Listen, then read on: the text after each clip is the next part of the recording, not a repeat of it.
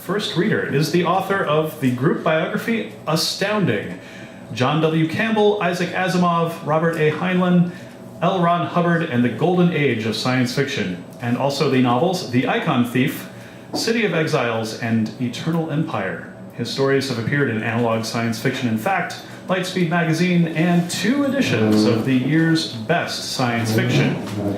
And he's also written in such publications as the New York Times, LA Times, Daily Beast, Salon, Rumpus, and The Guardian. He lives here with his wife and daughter in Oak Park. Please welcome Alec Nevala Lee.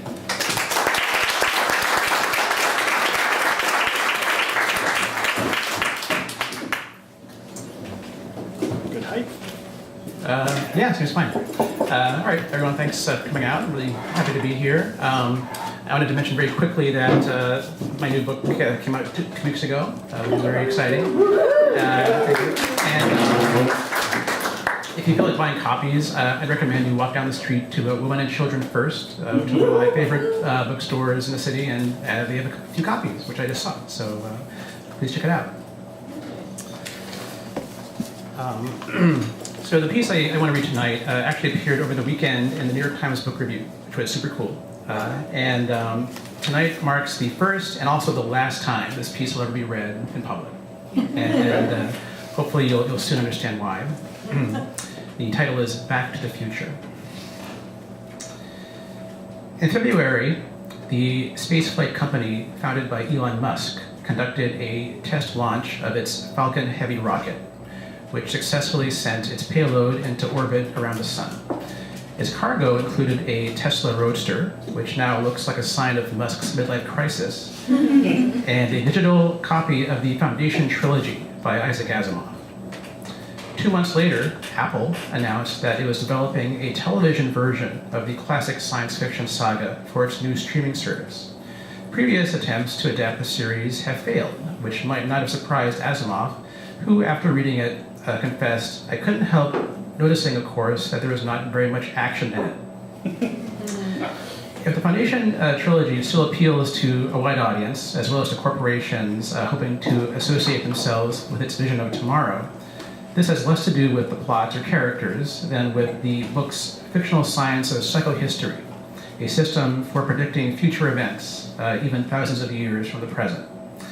The notion captivated fans like the economist Paul Krugman, who recalled of the mathematician and psychologist portrayed by Asimov as the creator of psychohistory. "I grew up wanting to be Hari Seldon."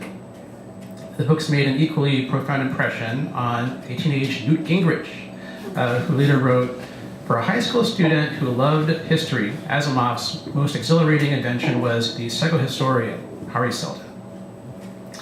The historical moment that inspired Asimov has striking parallels to our own. On August 1st, 1941, Asimov, then a 21-year-old writer and graduate student at Columbia University, was riding the subway in New York.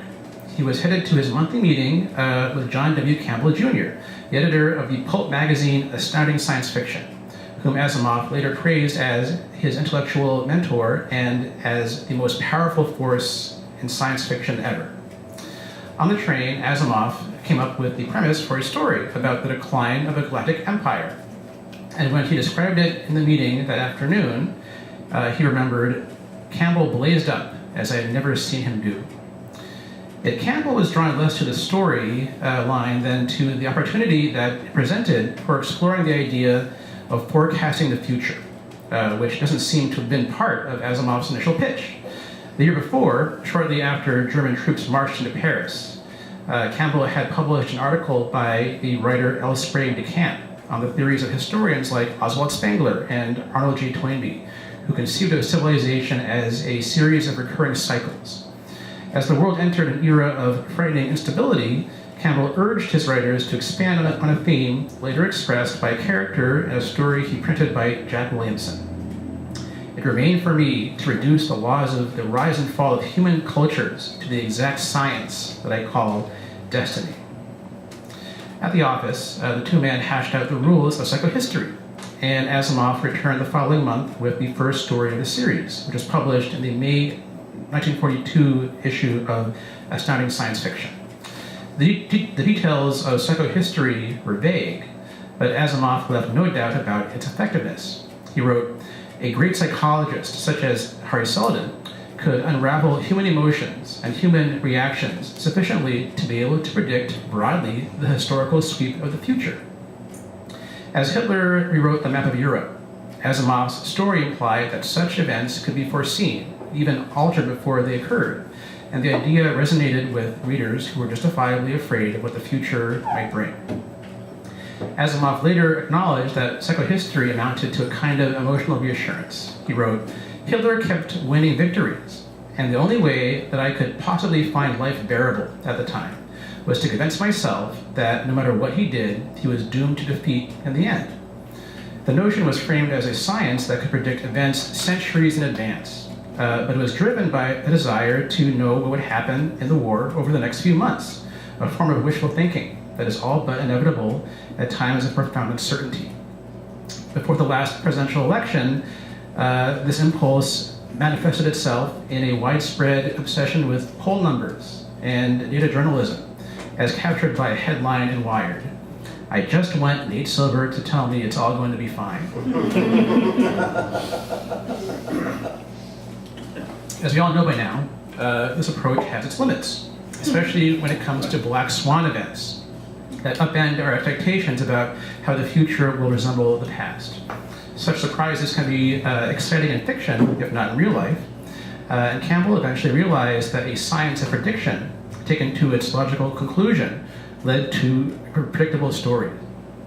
In 1945, after 4 more installments in the Foundation series had appeared, he ordered a reluctant Asimov to upset the Seldon Plan, the system of forecasts that Seldon's Foundation of Psychohistorians had devised to save civilization.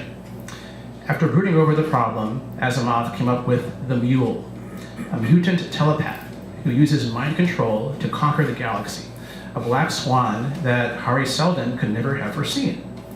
The Mule also suffers from megalomania, an inferiority complex, and, quote, "an intensely psychopathic paranoia," which may strike some readers today as uncomfortably familiar. When the journal Science devoted several articles to prediction in an issue last year, it included both an obligatory nod to Asimov and a huge picture of Donald Trump. As the journalist Chris Taylor noted on Mashable, upset wins like Trump's make psychohistory seem, quote, "as useless, say, as pre-election polling in November 2016. Fiction has an unsettling way of anticipating reality.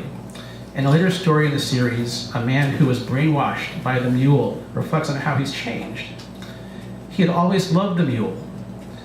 If there had ever been a time long before as 5 short years, when he had thought he hadn't loved him, that he had hated him, that was just a horrid illusion."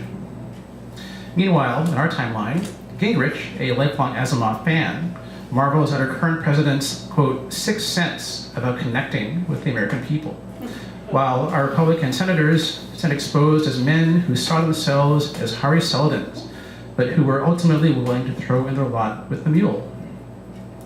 As the midterms approach, many of us have returned to compulsively clicking on the latest polling data, but we have no better sense than our predecessors did of how the story will end. In one of the first editorials in Astounding after the war, across from the opening page of The Mule, Campbell ventured a prediction of his own. He wrote, "Civilization, the civilization of big power balances, of war and peace and bad international manners, of intolerance and hates, of grinding poverty and useless luxury, is dead." Hitler was gone, but the atomic bomb had introduced an existential threat of the kind that we continue to face, and there was no guarantee of a happy ending. As Campbell reminded his readers, the interregnum is beginning now, and we do not have a Hari Seldon. Thank you.